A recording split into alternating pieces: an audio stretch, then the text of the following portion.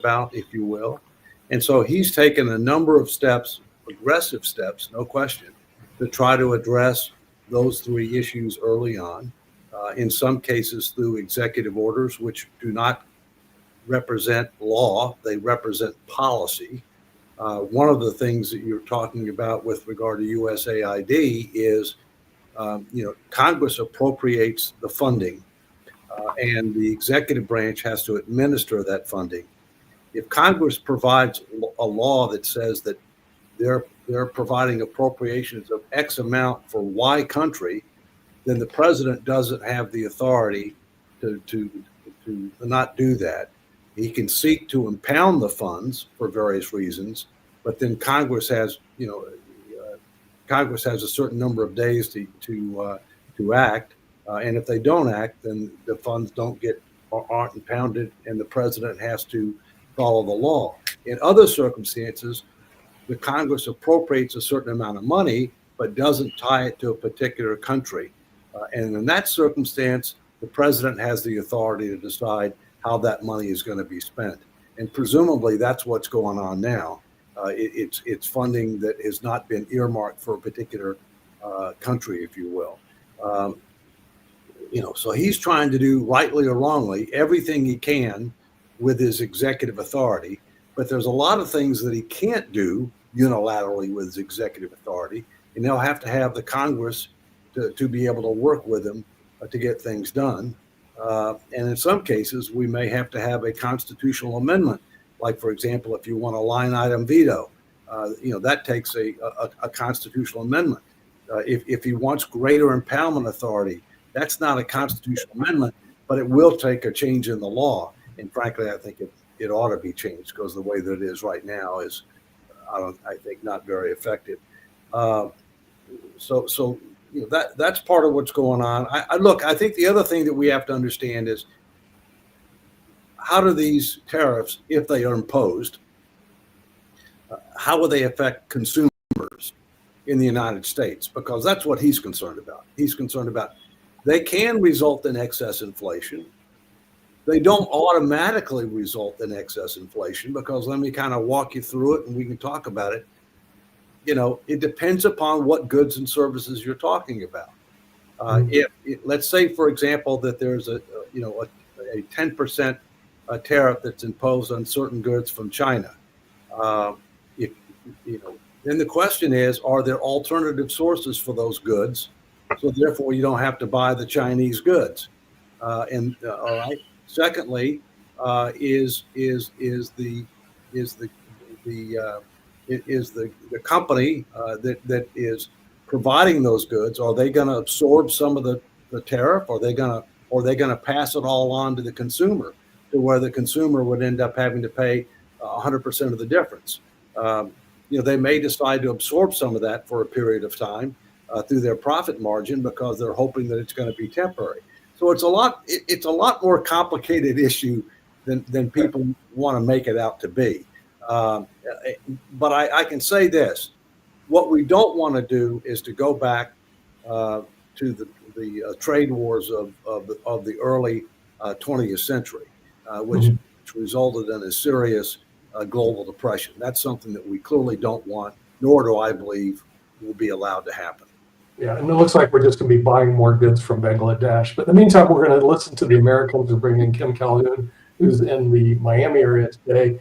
The Voice of Progressive, of course, to Toby McDuffie. And then from the High IQ Society, we have Rick Rosner, who already has his hands up, either questions or comments. So my wife went crazy last night. She's not political, but when she starts paying attention to politics, she gets nervous as hell, and about all this stuff that Musk and Trump are doing.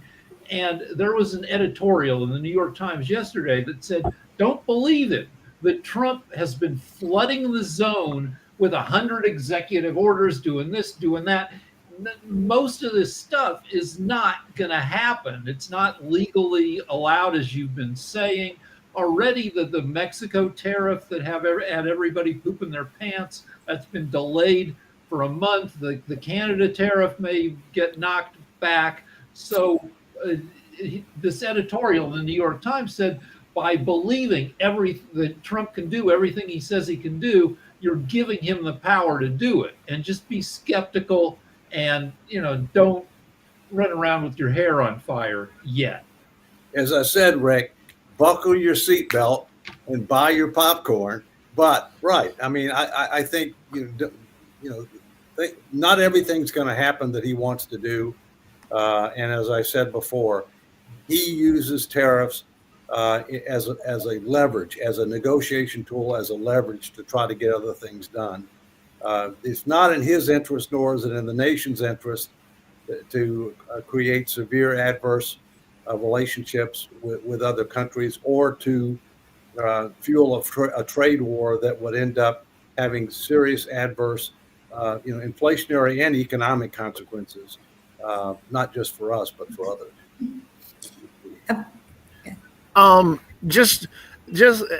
Yes, he's flooding the zone. The problem with the tariffs is what Sasha expressed already, is that even though you're threatening and so on and so forth, that phrase and causes issues with relationships. For example, Sasha expressed how there are Canadians already booing at games, booing the U.S. national anthem. You already have individual Canadians that I even personally know of that said that even when they're coming on vacation, they're not going to spend $1 in the U.S. because of that. So it's fraying relationships. The tariffs are a bad issue, especially the way that he's using them. The U.S.-Mexico one, the U.S. made concessions as well. The U.S. is actually going to be attempting to stem the flow of high-powered weapons into Mexico, just as they're changing their methods with Cuba because they gave concessions there as well. What concessions they're going to give to Canada, it won't get announced, but we'll have to listen to whatever comes out of Canada to actually find out what's going on. There's also other problems.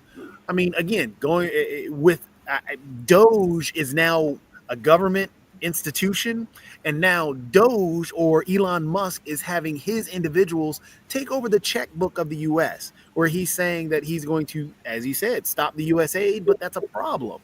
So Doge, the individual in the financial market who was handling the, I forget his name, starts with an L, who was handling that checkbook, is now left and resigned because of the pressures that were put on by Elon Musk and his team to take over that finance.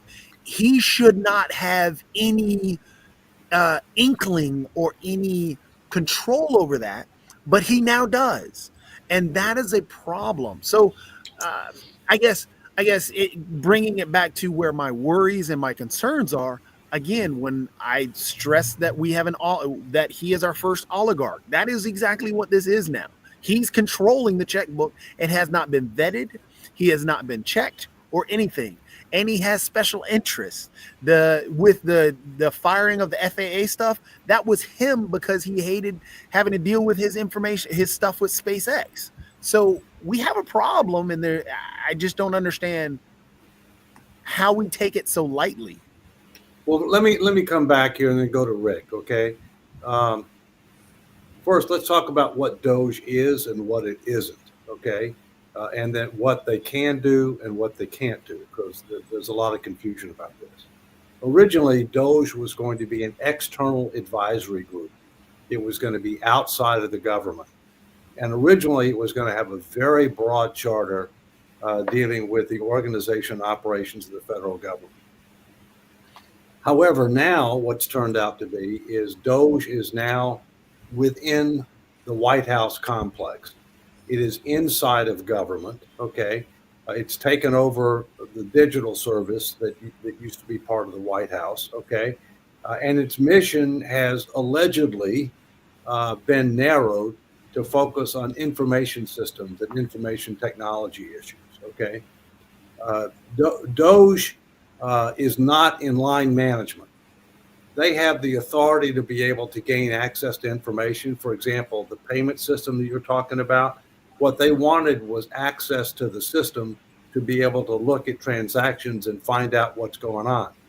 They do not have the authority to instruct anybody to do anything, okay? What has to happen is if they see something that they don't like, other than talking about it in the media, they have to deal with the appropriate parties within the government who have the authority to be able to make those decisions. For example, in Treasury, the confirmed Secretary of the Treasury made the decision to give the Doge people access to that database. Okay, and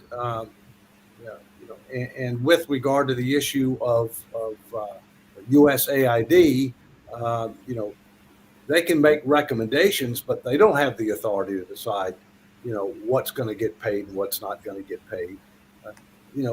They need to be more transparent. There need to be more checks and balances here, in my view. Okay, and it's still kind of playing out. Rick, what do you have? Well, both Musk and Trump are slippery fellas. They have, their lubricant is bullshit. Trump has been able to get by for 50 years to skate over a bunch of failures by bullshitting and lawyering his way out of it. And it makes it hard to get an angle on these guys because they say stuff that, like, some of it sounds genius, some of it sounds completely idiotic. Trump with the tariffs is like that seems terrible, and then he gets he uses them as a threat, and it somehow works, and so now it looks like four-dimensional chess, and we just don't have a good handle on people who are kind of psychopaths with a ton of power. Jacoby? So the problem again with Doge, it was stated and agreed it was external, but then it now becomes internal and nobody says anything. Everybody says, okay, well, it should be internal. Now it's stated that, oh, well, they're just going to deal with computer systems and that's it. Oh, nobody says anything. But now Elon Musk, has already shut down aid. As Dr. Sharif had pointed out, the USA being shut down. So when we keep allowing, and this is why I said at the very beginning, Doge is unvetted. Elon Musk is unvetted. His staff is unvetted. They have personal business interests in where the money goes because Elon Musk is tied in. And him being unvetted, having personal business interests, all that is a problem. But again, we go back to, well, he just has, we can't, I just don't understand why we nonchalantly treat it as it's not a big thing.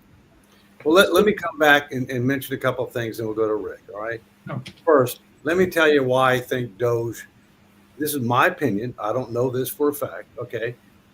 My opinion as to why Doge is now on the inside rather than the outside, okay? The first day that Trump was sworn in, there were at least 3 suits that were filed against Doge, all right? And I think one of the reasons that they brought Doge on the inside was to undercut those suits, because those suits will basically be moot because they assumed that Doge was going to be outside of government. And therefore, that was their big argument, and that's undercut. Secondly, by putting Doge as an arm of the White House, which is what they are, they're not subject to FOIA. So they're not subject to the Freedom of Information Act. However, they are subject to GAO review. And I know that firsthand because I ended up having to do a review of the National Energy Policy Development Group when I was Comptroller General, and they tried to resist our ability to do that review, and I ended up having to sue the Vice President, and there's a long story there. So they're not going to be subject to FOIA. They are going to be subject to GAO review, and I'm sure there will be GAO reviews. They will be now subject to and the reason I say that, Jacoby, is because GAO has a long-standing policy that they don't just do work for the majority, they also do work for the minority. So if the minority, if a ranking member of a relevant committee of jurisdiction asks the GAO to do work on an area that's within their jurisdiction, they have to do the work. It's not discretionary, it's mandatory. And so by being inside a government, they'll be subject to more ethics rules. They'll be subject to more conflict of interest rules. But as I said before, there needs to be a lot more transparency about this than there's been, because in the absence of that transparency, the issues come up that may or may not be valid, but nonetheless, we don't know whether they are or they're not because there's not enough transparency. So there's a political analyst named Heather Cox Richardson. You should maybe follow her on Instagram, who talks about the ambiguity and how it shields Doge and Musk and Trump from lawsuits and from, if you say one thing and then you say another thing and then you contradict, if you're constantly throwing up contradicting yourself and throwing up a bunch of bullshit, people can't sue you or can't move against you because it's not clear that you're doing what you're doing. And so this appears to be, to some extent, an intentional strategy to stop people from moving against some of the stuff they're doing. And honestly, Dave, the reason I shook my head and saying that it won't be looked into even by GAO, one, Trump fired a bunch of inspector generals to protect himself. Also, the 4 lawsuits that were brought up against Doge were all asking for transparency. So to move it away from the lawsuits of transparency to a place where they can't be attacked on those lawsuits, and then actually, because everybody that Trump is putting out of office and he's putting in, because the argument that this is going to be submitted to ethics, that's not carrying any weight based on Trump himself. Trump himself has so many ethic issues that are tied up against him. Pete Hegseth, who is now the DOD head, has so many ethics issues against him. RFK Jr., all these individuals would fail if we actually held them to the ethics standards that we act as if we have. So saying those things, that's why I have no belief or faith that the GAO will hold Trump's right-hand man, who paid roughly $300 million to get him in office, to any ethical standard, especially because he hasn't even been vetted. They're not even looking into his business connections. They're not looking into any of the business connections that are connected to Doge. So it's basically a protected entity now by the government because Trump is running that government and wants to do what he wants to do. All right, let me suggest this. All right, first, when it was outside of the government, it's not subject to the government ethics rules, which is one of the reasons why there was the suit. Okay, now that it's inside the government, it is subject to the government's ethics rules. And the other thing that Elon's going to have to deal with, if he doesn't want to have as many restrictions on his investments and things of that nature, then if he wants to be a special government employee, I'm one. Okay, I'm unpaid. I'm on the Defense Department's Defense Business Board, but I'm subject to certain transparency requirements and certain conflict requirements. But I'm also subject to not working more than so many days a year if I want to maintain the status. And he's going to have the same thing. I don't know how he's going to deal with that. But understand this: the other thing is GAO is in the legislative branch. The president can't tell GAO to do anything. The IGs, the firing of the 17 IGs was inappropriate and illegal. And I've said that publicly. All right. It's one thing to be able to make a decision to dismiss an IG for cause with providing advance notice, 30 days advance notice to the Congress.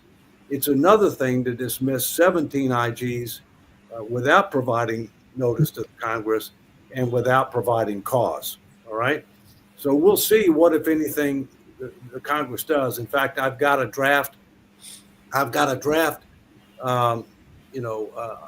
op-ed, which has been accepted for publication by inside sources, that talks about Doge the firing of the IGs and the GAO that I expect will be published within the next few days, and I'll post it to my social media sites.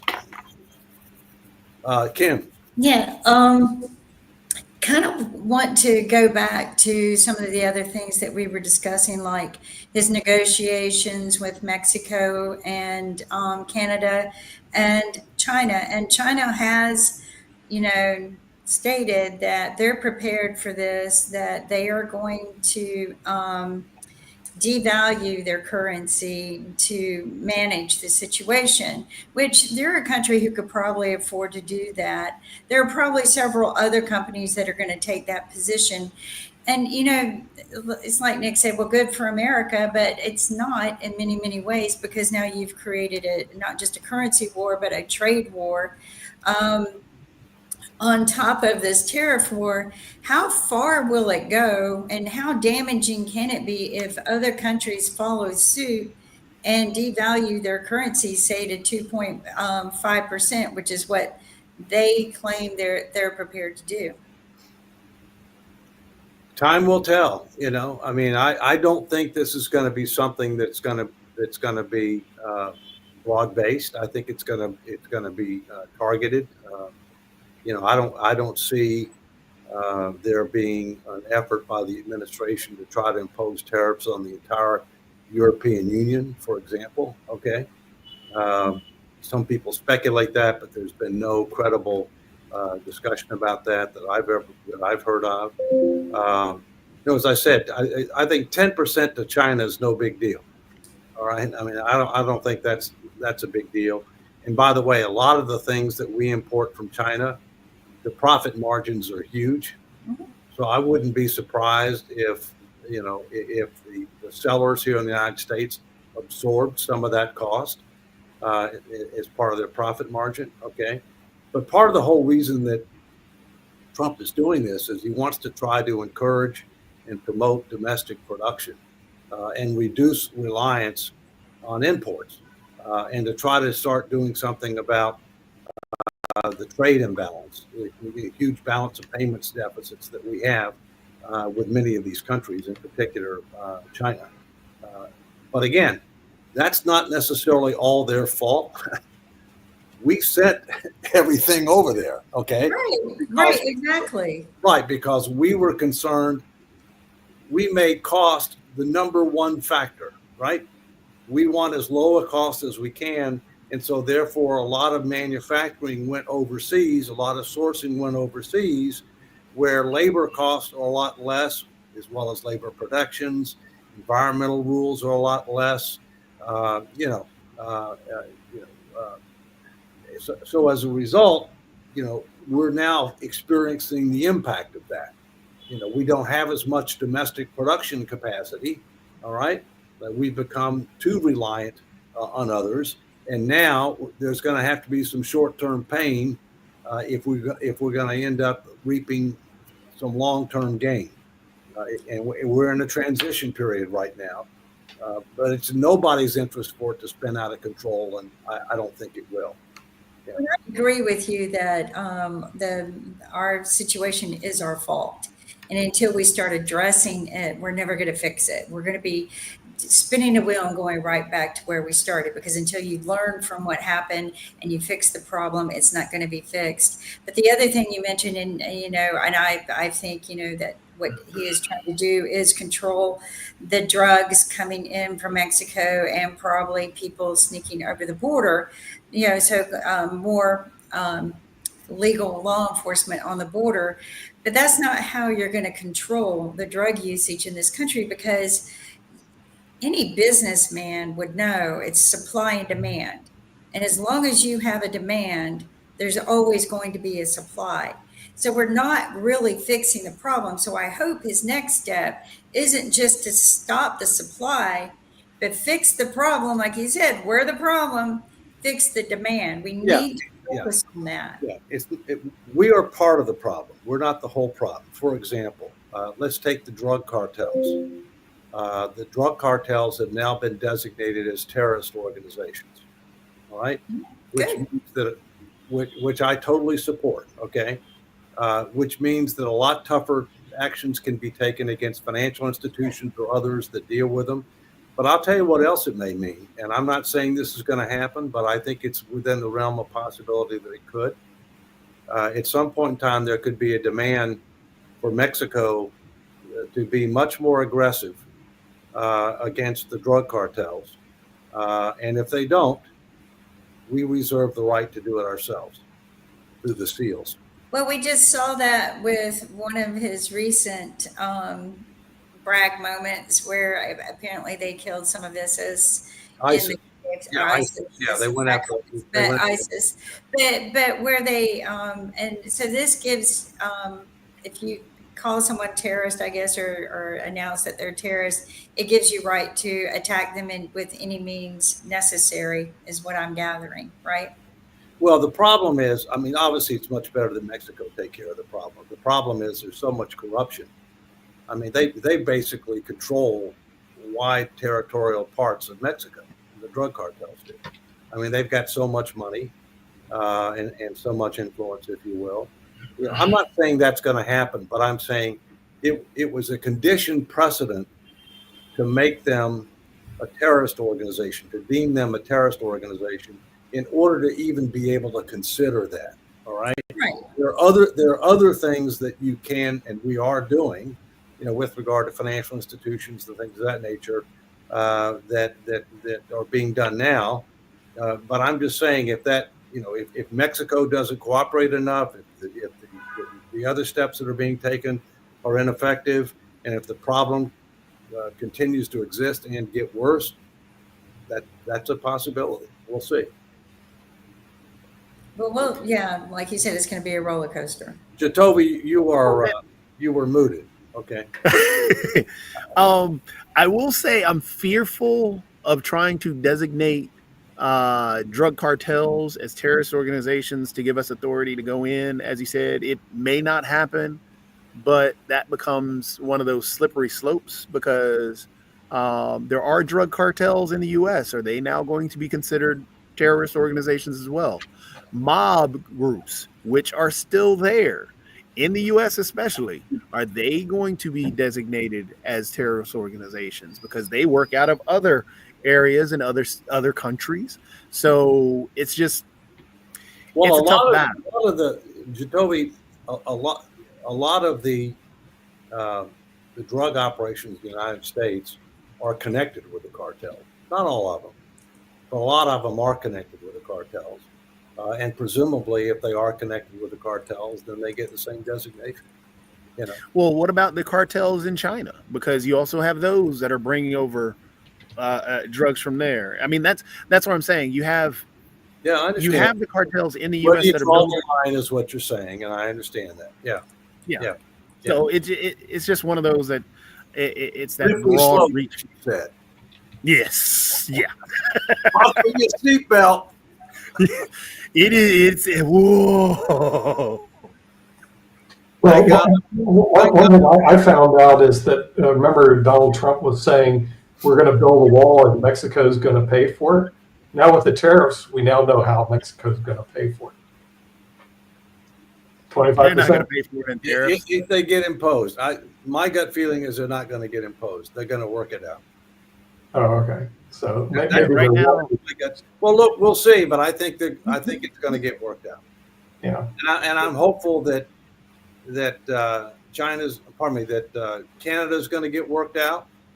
And I don't think China's worried about a 10% tariff. And I don't think they're not worried about 10%. They don't want 100%, but they're not worried about 10%. Yeah. Well, there's another thing that may go on with this whole tariff wars. When somebody wants to import to the United States, they actually sell all their goods to, there's our friend Sharif. So China will sell all their goods to Sharif in Bangladesh at cost they would sell the U.S. And then Sharif will turn around and sell it to the United States, and then you're buying from Bangladesh, you're not buying from China. So China doesn't have to pay the tariffs. That's part of what's going on now through Mexico, China to Mexico and here, which they're trying to crack down on. Sasha has had his hand up, I believe. Sasha? Yeah. Yeah, what I wanted to mention, I think I mentioned that before, that regardless whether the situation will cool down later on today between United States and Canada, the damage has been already done, and very substantial one. It's not something that you can easily fix in a day or even in a week or even a month, because now Canadian people, and I'm quite amazed that Canadian people feel so united against this the tariffs thing that on Saturday, even before the tariffs were announced, or about the same time as it was, they stopped buying all American produced goods. Now, do you think that at 3 o'clock there will be a meeting and they will iron down all these details? So at 4 o'clock, somebody will say, Canadians, come on, let's go buy all American stuff. It's done, it's over. It's not going to happen. By the way, Sasha, do you have any red state liquor back there on that cabinet? Come on, you don't have to answer that. No, I have vodka, tequila. I was going to say, if you didn't have vodka, I would be shocked. Shocked. And several kinds. Yeah. I was just thinking about going around the corner and getting some Chipotle, but I think that's one of those that has a tariff on them now and everything along those lines, because that is a Mexican-owned company. Everything's delayed a month, so go out and stock up, buddy. Stack up on my Chipotle because it's literally around the corner and everything like that. So I got a month to go around the corner. But I did have a quick question for you and everything, because the other thing that he's been talking about is DEI, and we know that he has a interest in belief on women leaders and everything. So I'm wondering, is he going to have to back up off of that to some degree? Because right now, the women that he is negotiating with is quite a few. It is the Mexican leader. She is a woman and everything. And I guess they had a call earlier today. I know the Honduras woman that said that she would not put up with tariffs and everything along those lines. So maybe he's going to have to back off of his alleged sexism and everything along those lines, because there are some very prominent women that he's going to have to negotiate with and everything. So I just wanted your take on that, because I can only imagine what that call was like with the Canadian woman, because not the Mexican woman, because apparently she doesn't put up with a lot of BS.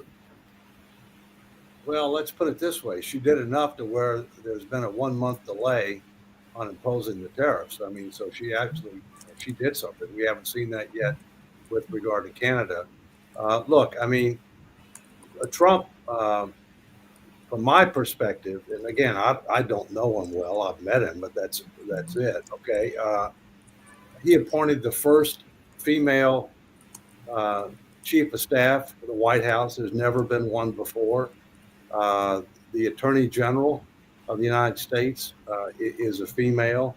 The Secretary of Education is going to be a female. The ambassador to the UN is a female. I mean, I could go on. Okay, I don't think he has a big female problem, and I think part of the issue is how does DEI get implemented versus what the intent is. When I was at the GAO, I created something called the Office of Opportunity and Inclusiveness. Mm-hmm. That office was to try to take affirmative steps to help us to achieve a more pluralistic workforce. But it was all merit-based, and there were zero quotas. And we tried to hire qualified people while seeking to try to achieve diversity. But on the other hand, we would hire qualified people as we needed qualified people, even though they may not be exactly what we would ideally like to see with regard to our mix. I also had something called the Employee Advisory Council, and at that time, gay and lesbian, rights were a bigger issue, and they came to me and they said, "Can we have a seat on the Employee Advisory Council?" And I said, "Yeah, we'll give you a seat on the Employee Advisory Council to be able to give you a voice for a segment of the population that was gaining more visibility and credibility." And so I think there are steps that you can take to try to achieve a more diverse and inclusive workforce. But merit's got to be number one. You can't compromise merit. Just to speak on that, the problem talking about DEI the way that it has been is people are saying merit hasn't been. Merit has been always. Because when you say that, oh, it should be merit based and that was a DEI hire, that individual wasn't hired because of the color of their skin, if they were female, or so on and so forth. They took the same qualifications and just applied it to that person, no different than anybody else. And we also have to get rid of the idea that everything is merit based. We have to get back to merit based. The quote unquote merit based, for example, in the Trump's first time in office, his son-in-law was there. That wasn't merit based. That was a DEI hire. His daughter was there. That's a DEI hire. The head of the Republican Party right now is a DEI hire. That was his daughter-in-law. You have Pete Hegseth is not the best person for the DOD. He was a DEI hire. Pam Bondi, who is now AG, was an individual that took money for her campaign down in Florida that she then defended and threw out a case against Donald Trump. Pam Bondi was a DEI hire, but she wasn't even going to be there because it was Matt Gaetz who was actually going to be the individual for AG, but he couldn't keep his hands away from minors. Yeah. So we have to stop the merit-based fallacy. Hold on, two things. No matter what you think of them, okay, Donald Trump's son-in-law and Pete Hegseth get 0 points for DEI. 0 points for DEI because they're a Caucasian, male, straight. 0 points. I get 0 points. All right. I can assure you that DEI was real in the last administration. Okay. Here's where it can be a problem. Where it can be a problem is where you need to hire people and you don't end up hiring some people who are qualified because you're trying to achieve a certain targeted mix within the workforce, all right? And therefore, you don't end up hiring some qualified people because you'd rather hire people who are qualified, all right? You only want to hire qualified people, but you don't have enough candidates, in whatever segment of the population you're trying to hire for, and therefore you delay hiring. That's where it can be a problem, okay? So I think it's totally inappropriate to say that people are hired just because of their race, just because of their gender, just because of their ethnicity. I mean, I think that's not right. But the number one thing you have to do is you got to have enough qualified people while at the same point in time trying to work to achieve a diverse and inclusive workforce and non-discriminatory workforce. And with that, we're at the hour, so we're going to have to go. Thank the Honorable David M. Walker, former Comptroller General of the United States, and our audience and our viewers from around the world. We'll see you next week on Economics, the Honorable David M. Walker. Take care. All the best.